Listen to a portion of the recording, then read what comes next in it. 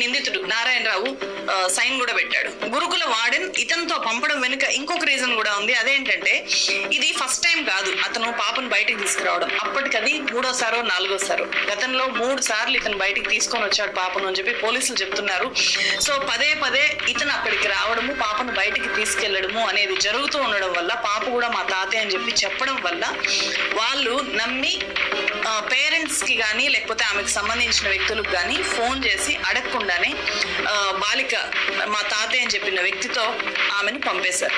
So అలా ఎప్పట్లాగే October 21వ తేదీన పాపను గురుకుల స్కూల్ నుంచి బయటికి తీసుకొని వచ్చిన ఈ నారాయణరావు స్కూటీ మీద ఆమెను తునికి 10 కిలోమీటర్ల దూరంలో ఉండే హంసవరం దగ్గర ఒక సపోటా తోటలోకి తీసుకెళ్లాడు. అట్లా తీసుకెళ్లడం గమనించిన ఒక స్థానికుడు పాప బట్టలు మార్చుకుంటూ ఉండడం చూసి ఒక వీడియో రికార్డ్ చేశాడు. అదే ఇప్పుడు విపరీతంగా మనం అందరం చూసిన వైరల్ వీడియో. సో ఆ వీడియోలో అతను గట్టిగా ప్రశ్నించడం కూడా మనకు కనిపిస్తుంది. ఎవరు అసలు ఎందుకు ఇంత చిన్న పాపను తీసుకొని వచ్చావు బుజ్జి బుజ్జి అని చెప్పి మాట్లాడుతుంటాడు అతను.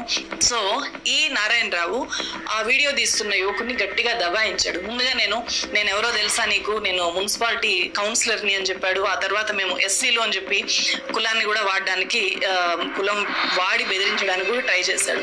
కానీ ఆ వ్యక్తి వదిలిపెట్టకుండా గట్టిగా అడగడంతో బాలికను అక్కడి నుంచి బైక్ మీద ఎక్కించుకొని తిరిగి వెళ్ళిపోయాడు. బాలిక ఆ తర్వాత తన గురుకుల స్కూల్లోకి వెళ్ళిపోయింది. సో ఈ ఇన్సిడెంట్ జరిగిన ఆ వీడియో రికార్డ్ అయిన కొన్ని గంటల్లోనే అది తుని మొత్తం విపరీతంగా వైరల్ అయింది. ఆ వీడియో ఎప్పుడైతే బయటకు వచ్చిందో అప్పుడు బాలిక బంధువులు ఆ నారాయణరావు మీద బాగా దాడి చేసి కొట్టారు. అప్పుడు పోలీసులు వచ్చి అతన్ని బండి మీద ఎక్కించుకొని వెళ్తున్న ఇంకొక వీడియో కూడా బాగా వైరల్ అవుతుంది. సో అక్టోబర్ 22వ తేదీ ఉదయము ఈ ఇన్సిడెంట్ మీద బాలిక తరఫు వాళ్ళు వెళ్ళి కేసు పెట్టడంతో ఈ నారాయణరావును పోలీసులు అరెస్ట్ చేశారు. అదే టైంలో ఈ ఇష్యూ తుని దాటి రాష్ట్ర వ్యాప్తంగా సంచలనంగా మారింది. అంటే ఈ ఇన్సిడెంట్ జరిగింది అక్టోబర్ 21 మధ్యాహ్నం జరిగింది.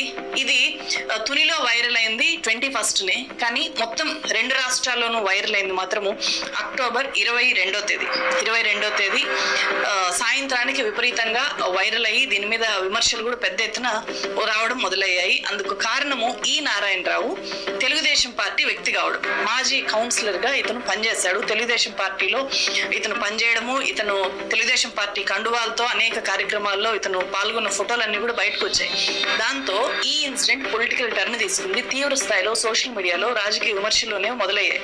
ఎందుకంటే కొద్ది రోజుల ముందే సీఎం చంద్రబాబు నాయుడు ఒక సభలో మాట్లాడుతూ అత్యాచార అఘాయిత్య ఘటనల మీద స్పందిస్తూ ఆడబిడ్డల మీద అఘాయిత్యాలు చేస్తే అదే వాళ్లకు చివరి రోజు అని చెప్పి అన్నారు. లా అండ్ ఆర్డర్ కంటే ఏది ముఖ్యం కాదు.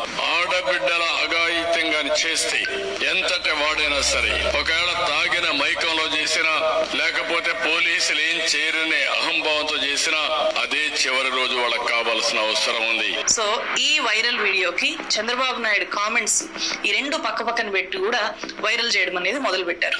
సో ఈ రకంగా తెలుగుదేశం పార్టీ మీద, అధికార తెలుగుదేశం పార్టీ మీద, అధికార జనసేన మీద కూడా ఈ ఇన్సిడెంట్ అనేది విపరీతంగా ఒత్తిడి పెంచింది. సో ఒక ప్రెషర్ అనేది బిల్డ్ చేసింది. ఇట్లా తెలుగుదేశం పార్టీ లీడరు ఇలా ఎలా చేస్తారు అని చెప్పి. ఈ నేపథ్యంలో విద్యాశాఖ మంత్రి నారా లోకేష్ ఎక్స్ లో స్పందిస్తూ ఈ ఘటనతో షాక్ కి గురయ్యాను, నిందితుడి మీద పోక్సో కేసు నమోదైంది, అతను అరెస్ట్ అయ్యాడు, ఇలాంటి ఘటనలకు పాల్పడేవాడు ఎవరైనా సరే ఉక్కుపాదంతో అణిచేస్తాము అని చెప్పి ఇలా రియాక్ట్ అయ్యారు. అలాగే అక్టోబర్ 22వ తేదీ ఆ గురుకుల పాఠశాల ముందు మహిళా సంఘాలు, స్థానికులు, రాజకీయ పార్టీలకు సంబంధించిన వాళ్ళు ఆందోళనకు దిగారు. ఈ నారాయణరావుకు బాలికకు ఏ సంబంధము లేదు, అలాంటి వ్యక్తితో పాపను 3 సార్లు ఎలా పంపిస్తారు, మాకెందుకు చెప్పలేదు ఈ విషయము అని చెప్పి బాలిక నానమ్మ ఇలా చాలా ఆవేదనగా క్వశ్చన్ చేస్తున్న వీడియో కూడా మనం చూడొచ్చు. అప్పుడన్నా ఇప్పుడు ఫోన్ చేయాలి కదండి బాబు, నాకు ఫోన్ చేయలేదండి. అలా 2 టిప్పులు చేసాడు అంటాడు. 2 టిప్పులు చేసినప్పుడు అన్న 2 టిప్పులు అన్న అమ్మ ఇలాగ అంటున్నాడు, వాళ్ళ అతను ఇలాగ తాత అంట. ఆ తాత ఏ తాత చూసుకోండి. రాష్ట్ర వ్యాప్తంగా ఈ ఇన్సిడెంట్ తీవ్ర సంచలనంగా మారిన క్రమంలో అక్టోబర్ 22వ తేదీ రాత్రి 10 గంటలకు 4 పోలీసులు నిందితుడు నారాయణరావు ఇంటికెళ్లి కోర్టులో ప్రొడ్యూస్ చేస్తున్నాము అని చెప్పి వాళ్ళ కుమారుడి దగ్గర కన్సర్న్ సంతకాలు పెట్టించుకున్నారు. ఇక్కడ పోలీసులు చెప్తున్న దాని ప్రకారం రాత్రి 10 గంటల తర్వాత మెజిస్ట్రేట్ దగ్గరికి ఈ నారాయణరావును తీసుకెళ్తున్న టైంలో తునిలో ఉండే కోమటి చెరువు దగ్గర, అంటే తుని పోలీస్ స్టేషన్ నుంచి ఈ కోమటి చెరువు అనేది ఎగ్జాక్ట్లీ 1.5 కిలోమీటర్ దూరంలో ఉంటుంది. పోలీస్ స్టేషన్ నుంచి అతన్ని 1.5 కిలోమీటర్ కి అవతల అవతలకి తీసుకెళ్లిన తర్వాత ఆ కోమటి చెరువు దగ్గరికి రాగానే అతను నేను వాష్రూమ్కి వెళ్తాను అని చెప్పి అడిగాడు. అప్పుడు మేము వెహికల్ ఆపాము. అప్పుడు ఇద్దరు కానిస్టేబుల్స్ కూడా అక్కడ ఉన్నారు. అయినా సరే అతను పరిగెట్టుకుంటూ వెళ్ళి చెరువులో దూకేశాడు. ఉదయం వెతికితే అతని బాడీ దొరికింది అని చెప్పి పెద్దాపురం డిఎస్పీ శ్రీహర్రాజు మీడియాతో చెప్పారు. సో ఒకసారి వినండి ఆయన ఇంకా ఏం చెప్పారు. దారిలో కోమటి చెరువు దగ్గర, ఈ సాయి వేదిక దగ్గర కోమటి చెరువు దగ్గర నేచర్ కాల్స్ కి వెళ్లాల్సి ఉందని అతను రిక్వెస్ట్ చేస్తే ఎస్కార్ట్ వాళ్ళు జీప్ ఆపారు. ఆపి అతను లాబరేటరీ కూర్చున్నాడు. అయితే ఈ లోపల గట్టిగా వర్షం పడుతుండడం వల్ల వీళ్ళు కానిస్టేబుల్స్ కొద్దిగా దూరంగా వెళ్ళి చెట్టు కింద నిల్చున్నారు. ఈ లోపల సడన్ అతను పరిగెత్తుకుంటా వెళ్ళి చెరువులో దూకినట్టుగా చెప్తున్నారు వాళ్ళు.